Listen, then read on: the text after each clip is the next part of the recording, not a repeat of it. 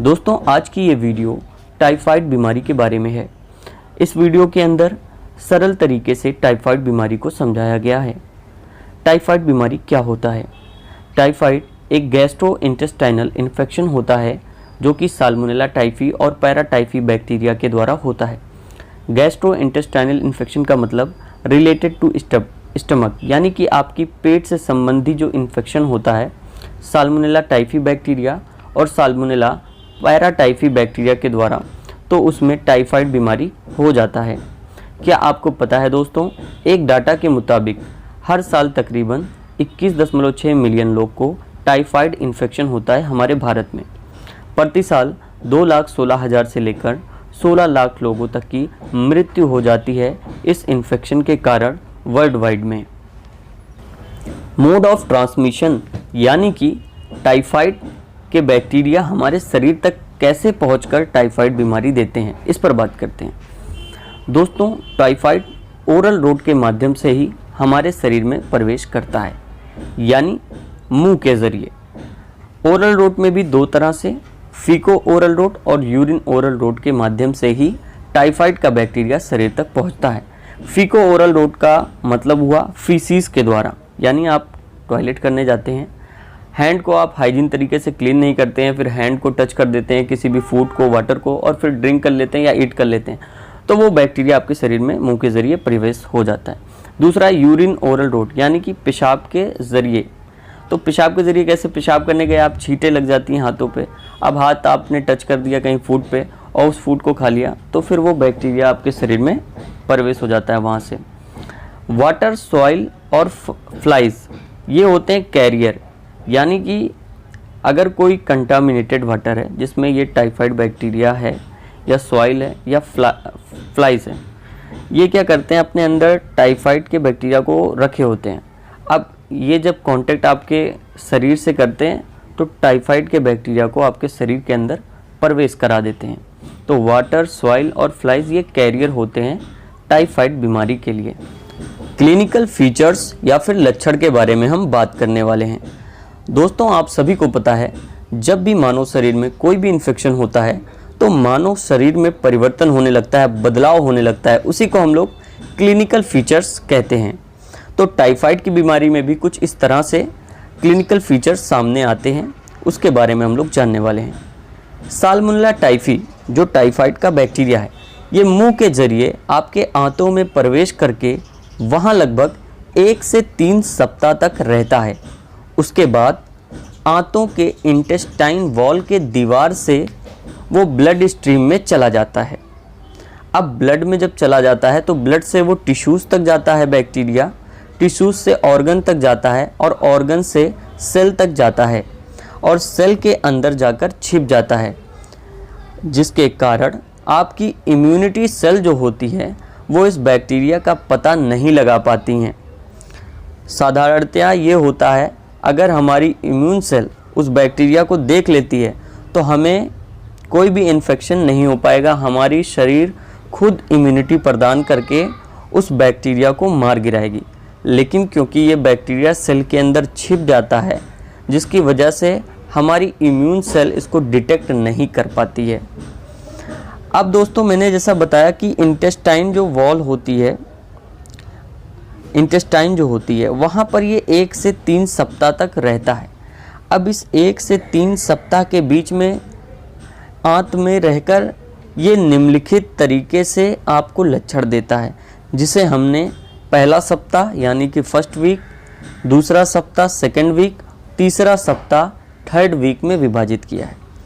पहले सप्ताह में जब आपको टाइफाइड का बैक्टीरिया आपके आंतों में पहुंचता है, तब आपको फीवर आता है, बुखार आता है, मलेसी, हेडेक, सर में दर्द, कफ यानी कि खांसी, एब्डोमिनल पेन यानी कि पेट में आपको दर्द महसूस होता है और डायरिया, दस्त आना शुरू हो जाते हैं।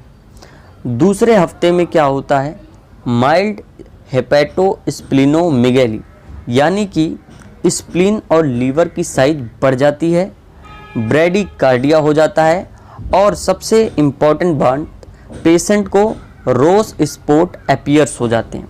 ये रोस स्पॉट दाने जैसे होते हैं जो पेट में निकलने लगते हैं। तीसरा जो वीक होगा, तीसरा जो सप्ताह होगा, ये बहुत ही क्रिटिकल होता है कंडीशन। इसमें पेशेंट जो है टाइफाइड स्टेट में चला जाता है। टाइफाइड स्टेट एक ऐसी स्टेट है जिसमें एपैथी, टॉक्सीमिया और कोमा पेशेंट को हो सकता है। दोस्तों, अब हम रेयर कॉम्प्लिकेशन की बात करते हैं। रेयर कॉम्प्लिकेशन का मतलब हुआ कि टाइफाइड बीमारी के कारण आपको अन्य कौन सी बीमारी होने का ज़्यादा संभावना होता है। तो वो कुछ इस तरह की बीमारियां हैं जैसे कि hepatitis, pneumonia, myocarditis, cholecystitis, nephritis etcetera. ये बीमारियां दोस्तों टाइफाइड के कारण बहुत ही आसानी से उस पेशेंट को हो सकती हैं। Lab diagnosis. दोस्तों, अगर आपको टाइफाइड के लक्षण दिखाई देते हैं तो आपको अपने डॉक्टर से सलाह लेना चाहिए और टाइफाइड की जांच करानी चाहिए।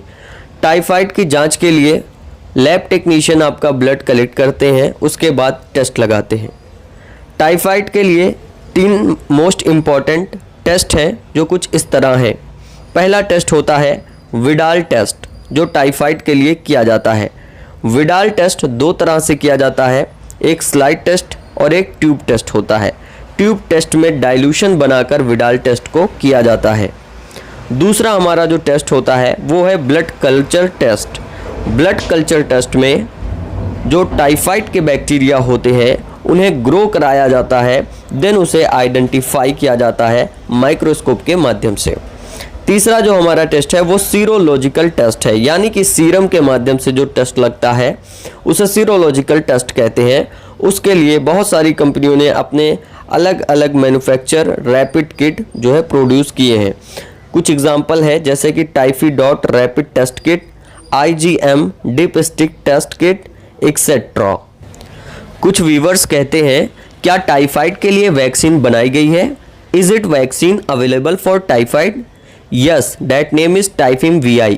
जी हाँ, टाइफाइड के लिए वैक्सीन बनाई गई है जिसका नाम है टाइफिम VI।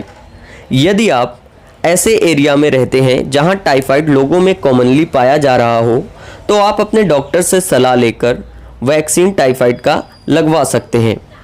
Now treatment. अगर आपको टाइफाइड बीमारी हो जाए तो आपको इलाज क्या करना चाहिए? दोस्तों, कोई भी इलाज करवाएं तो अपने डॉक्टर से सलाह लेकर ही करवाएं। नॉलेज के लिए मैं आपको बता रहा हूं, टाइफाइड बीमारी के लिए एम्पिसिलिन, एमॉक्सिलिन, ट्राइमिथ्रोप्रिन, जिसमें सिप्रोफ्लेक्सिन, ऑफ्लोफ्लेक्सिन, ये जो है दवाएं एंटीबायोटिक हैं, यही टाइफाइड बीमारी में चलाई जाती हैं। दोस्तों, अब हम जानते हैं टाइफाइड का रिपोर्ट कैसे पढ़ा जाता है। उसको जानने के लिए सबसे पहले आपको दोस्तों, जो मैंने पहले बताया था कि टाइफाइड एक गैस्ट्रोइंटेस्टाइनल इन्फेक्शन है जो कि साल्मोनेला टाइफी बैक्टीरिया और साल्मोनेला पैराटाइफी बैक्टीरिया के द्वारा होता है।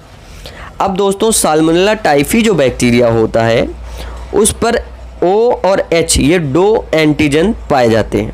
इसी तरह से साल्मोनेला पैराटाइफी बैक्टीरिया पर AH और BH ये 2 एंटीजन पाए जाते हैं।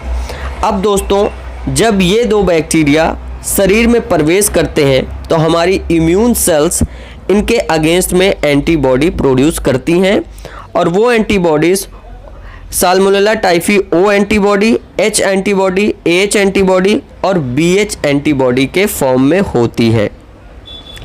तो दोस्तों, रिपोर्ट में भी जो विडाल टेस्ट ट्यूब टेस्ट से लगाया जाता है, डाइल्यूशन वाला जो आप लोग स्क्रीन पे देख रहे हैं, इसमें उन एंटीबॉडीज़ का डिटेक्शन किया जाता है डाइल्यूशन फॉर्म में कि उनकी क्षमता कितनी है। तो ईज़िली मैं आपको बताता हूं दोस्तों, कोई भी जब 160 पे प्लस जाता है, पॉजिटिव होता है, तो उसे हम एक्टिव टाइफाइड कहते हैं। यानी कि जैसे कि 180 है, अगर 180 पे पॉजिटिव आ रहा है दोस्तों तो उसे हम लोग एक्टिव टाइफाइड नहीं कहेंगे। लेकिन अगर 160 आ रहा है हमारा एंटीबॉडी का जो है डाइल्यूशन पॉजिटिव में, तो हम उसे एक्टिव टाइफाइड कहते हैं। ठीक है दोस्तों, तो ये हमेशा याद रखें, 180 140 प्लस आ रहा है तो इससे घबराएं नहीं। अगर इसमें जो है वीकली फॉल्स पॉजिटिव भी रिजल्ट आ सकता है, लेकिन जो 160 होता है ये पॉजिटिव होता है और ये एक्टिव टाइफाइड कहलाता है। उसके बाद 1320 320 है, ये स्ट्रॉन्ग पॉजिटिव है। इसी तरह से 640 ये और भी ज़्यादा स्ट्रॉन्ग पॉजिटिव कहलाता है।